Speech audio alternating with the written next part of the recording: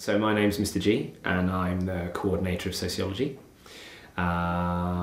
The framework of the Sociology course is that it has two exams, two 1.5 hour papers.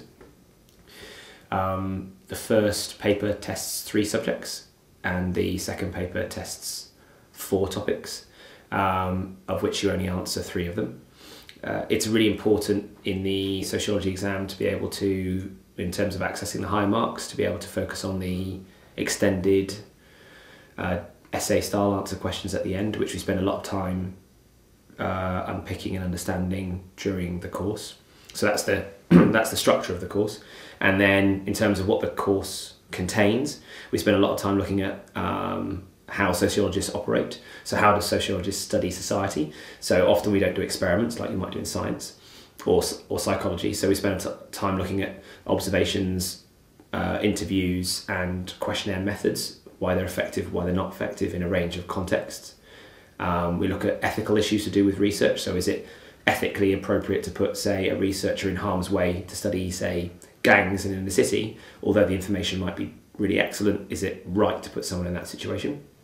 And then we move on to then look at education. So for example, why do private school children end up doing better in school and then have better life chances? What are the reasons behind that? And often they're not just because of the school, but because of a range of other social factors.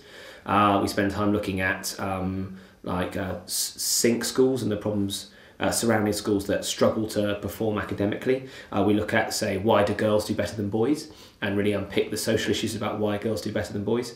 And then we move on to looking at family, which I think everyone can identify with because everyone's part of a family. So we look at, for example, is the increasing divorce rate really like a positive thing for society because women have more choice? Or is it a negative thing for society because these divorces have really negative impacts maybe on the children? And we look at something that will be new to everyone, which are these ideas of sort of critical theories, we call them. So we look at, say, Marxism or feminism or New Right or postmodernism, and those elements are quite difficult to grasp. When you've got them, they're essential for accessing the extended questions in the paper. And then in the second paper, which we begin at sort of year 10, end of year 10 and then into year 11, so we look at crime and deviance. So what's the difference between something that's deviant, so for example having facial tattoos, and we spend time looking at the reptile man, who was the guy that that's basically had a sort of full body tattoos, and although he's not breaking the law, why is his appearance so shocking to society?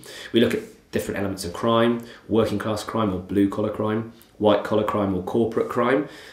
Why do we know more about violent crime in our society when you've got the very wealthy getting away with tax evasion, for example? The fact that corporate crime costs far more than blue collar crimes, yet we hear more about blue collar crimes on the media.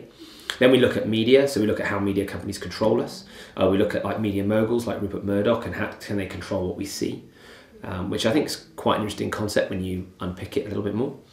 And then we look at politics. So we look at dictatorships and the sociology behind dictatorships, democracy, the reasons why people vote for who they vote for, what a trade union is, does it even matter, are they still important, or are they still relevant?